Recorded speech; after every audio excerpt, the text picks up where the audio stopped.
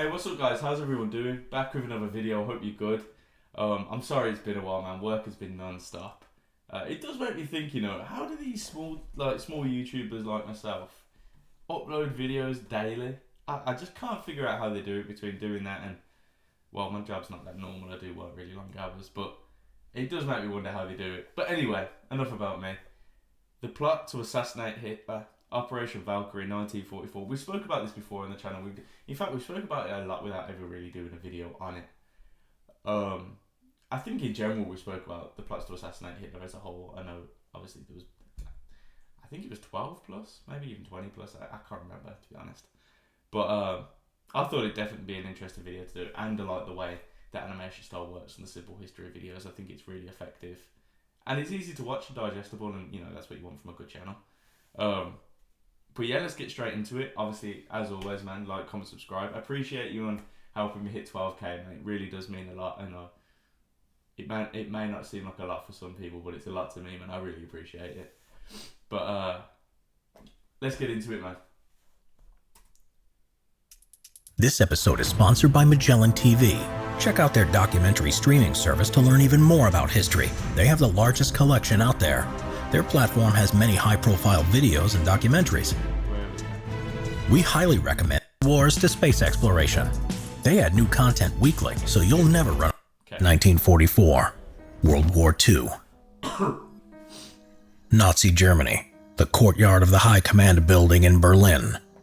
It was early in the morning of July 21st, 1944, and in a courtyard lit by the headlights of an army truck, a 36-year-old colonel was placed before a firing squad to be executed for high treason. Just before he was shot, he cried out defiantly, "Long live our sacred Germany." So who was this man? His name was Klaus von Stauffenberg, and apart from being an officer in the German army... Sorry, just before we get into it, it kind of goes without saying that the film Operation Valkyrie, Tom Cruise, is a great film if you want to learn more about it. I know it's romanticised a little bit in the film, but from what I've heard, it's pretty spot on. But, we'll see by watching this. His name was Klaus von Stauffenberg, and apart from being an officer in the German army, he was also a war hero, having been awarded the Iron Cross First Class. He was also of noble blood, holding the grand title of Count of Stauffenberg, his family being one of the oldest and most distinguished aristocratic Catholic families in southern Germany. At the beginning of the war, Stauffenberg took part in the Polish, French, Russian, and North African campaigns. He was also the man who nearly assassinated Adolf Hitler. Hitler had survived several assassination attempts prior to this, but this was to be the very last. Stauffenberg's views on Hitler were conflicting. On one hand, he thought he was a good military leader and was impressed by the Führer's grasp of military strategy. And he also thought he could save Germany from the corrupting dangers of communism. Well, depending on the stage in the war, you could imagine why his thoughts on Hitler would be like that. Hitler had pretty much managed to do what previous German leaders, it took them years to even attempt to achieve. Hitler had done it in months. Took Paris, straight to Warsaw. He took back the Sudetenland. He literally just conquered everything around him in the space of months. And previous German leaders have been struggling to do that for years. And he was bolstering the economy. People were actually happy, getting happier. Obviously, there's a lot of stuff going on behind the scenes, but at that point during the war, maybe you would be inspired.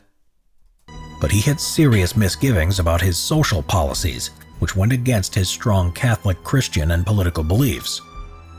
Stauffenberg thought that World War II was an unnecessary war, feeling the conflict could and should have been avoided.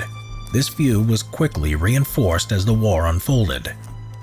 He was first approached about joining the German resistance as early as 1940, but he declined out of loyalty to the oath he took to obey the office of the Führer that Adolf Hitler held. So at this stage he felt honor-bound to not get involved with the resistance.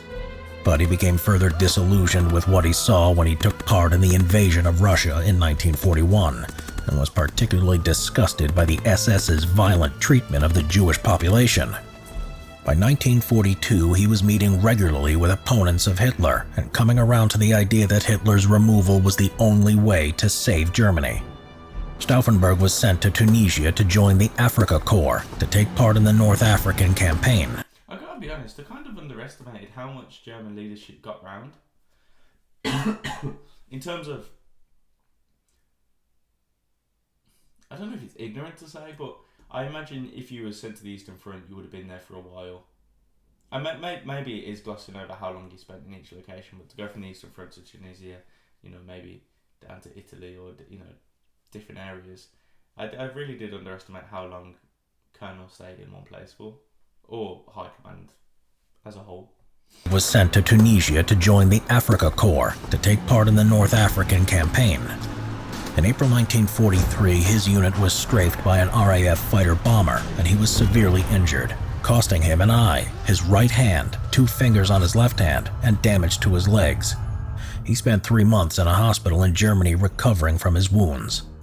Once recovered, he could no longer carry out combat duties, so Stauffenberg was assigned to the office of General Friedrich Olbricht in Berlin. Olbricht was the chief of the General Army Office. Among the many things that his office had worked on, Olbricht was to develop the contingency plan, Operation Valkyrie.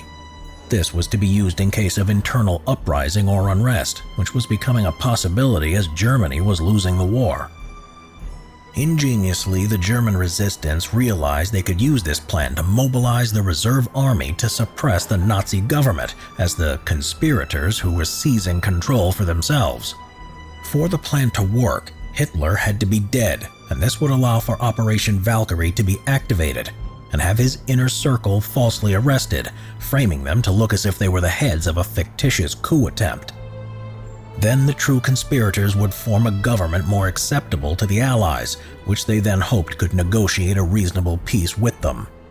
Stauffenberg was crucial for this plan to work, as his duties in his new position included him attending regular meetings with Hitler and his high command.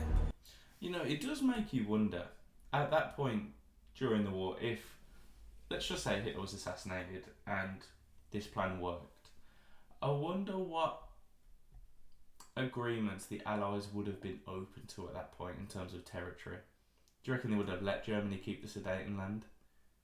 Do you reckon they would have stripped it down and imposed war sanctions on them? It would have been interesting to see what a mid-war, say 1942, agreement would have looked like if they sued for peace on Hitler's removal. I know this is 1944, but it just would have been interesting to see how that would have worked out. Because I imagine at that point, anything's better than war, so they would have been open to some controversial agreements. I think this definitely needs a what-if series, doesn't it? So, a plan was formulated with Stauffenberg and his growing band of fellow conspirators, that he would have a bomb with a 10-minute timer hidden in his briefcase among his papers. They planned not only to kill Hitler, but his 2 closest and powerful trusted commanders at the same time, Reichsmarschall Hermann Göring and Reichsführer Heinrich Himmler. But this proved impractical, so on July 20th, 1944, they put their plan into action. Stauffenberg attended a conference at Hitler's command headquarters called the Wolf's Lair Complex in East Prussia. The original plan for the conference was that it was to be held in a secure underground concrete bunker, but at the last minute, perhaps because of the extreme heat of that summer day, it was decided to hold the day's meetings in a more spacious, above-ground and well-ventilated conference room. Around 20 people attended, including Hitler. Stauffenberg had already set the fuse when he entered the conference room. He then placed the briefcase under the giant oak conference table that everyone was crowded around, as Hitler was pointing to various maps. Then a prearranged phone call gave Stauffenberg the excuse that he needed to leave the room straight away. Shortly afterwards, at 12:42, the bomb exploded, completely wrecking the conference room, blowing out its walls, causing the roof to collapse, and starting several small fires. The meeting stenographer was killed instantly. 3 officers died a few days later from their injuries. Many others were also injured. Unknown to Stauffenberg and his co-conspirators, Hitler had survived the blast, though his... What did he call it? The look of the devil. It really is the look of the devil, isn't it? You just imagine if he would have died there.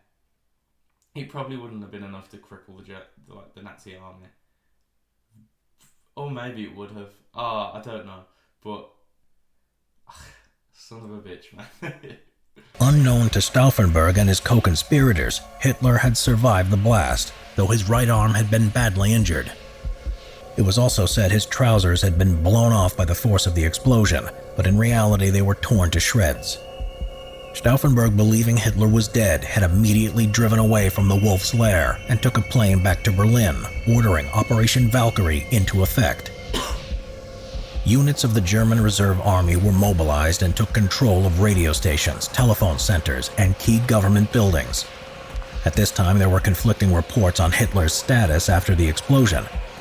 Then the Reserve Army, also believing Hitler was dead, made arrests of the leading members of the framed Nazi government, thinking they were putting down a coup when in fact they were unwittingly aiding one. Major Otto Ernst Riemer was ordered to arrest Minister of Propaganda Joseph Goebbels. However, the truth came out when Goebbels handed Riemer the telephone and he heard Hitler's voice on the other end. Realizing he had been taking orders from mutineers, Riemer was now ordered to crush the plot by Hitler. The conspirators' plan was brilliantly simple, but quickly fell apart when it became apparent Hitler was still alive and the truth was out. All of those involved were quickly rounded up, including Stauffenberg, who was arrested after a short shootout where he was wounded in the shoulder. Colonel General Friedrich Fromm, who had been a quiet supporter of the coup, betrayed them once it had failed.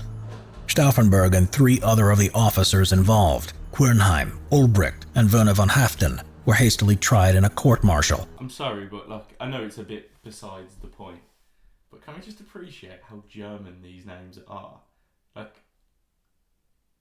Obviously I'm paying attention to the story, but they're 3 of the strongest German names I've ever heard in my life.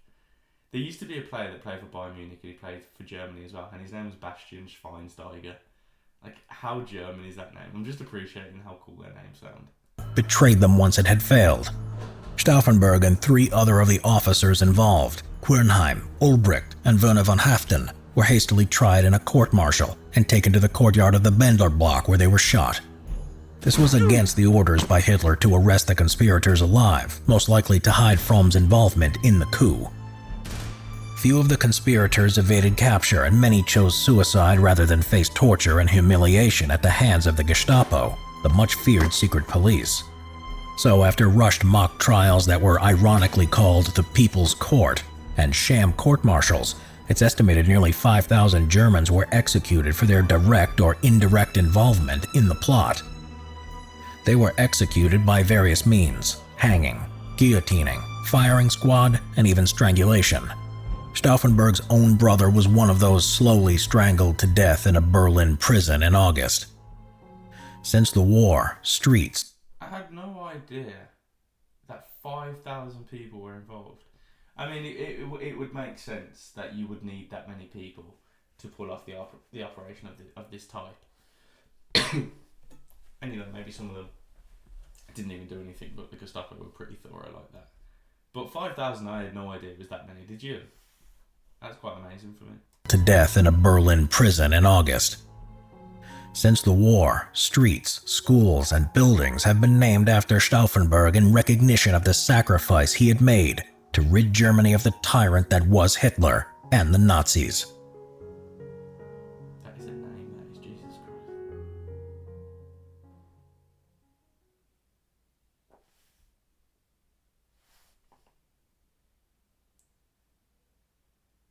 What's going on? Oh, did they just put this in? Oh, okay, they obviously just put that in to round the video up to 10 minutes to get the next level of monetization. That's fine. Yeah, I think the most astounding thing for me was the fact there was 5,000 people involved. I know these were probably in and around Germany and probably people that the Army High Command had communicated with, and a said person had agreed with them, executed. It's amazing how lucky Hitler was. I mean, I know this is probably the most famous of his assassination attempts, the most famous one. But when we're talking upwards of 10, I mean, if you survive an assassination attempt, that's pretty impressive anyway. But if you're surviving 10 plus and 20 plus, there's got to be some some divine intervention at work there. I'm not saying that God liked Hitler. I'm just, maybe it was the devil. But that's amazing for me. I would love.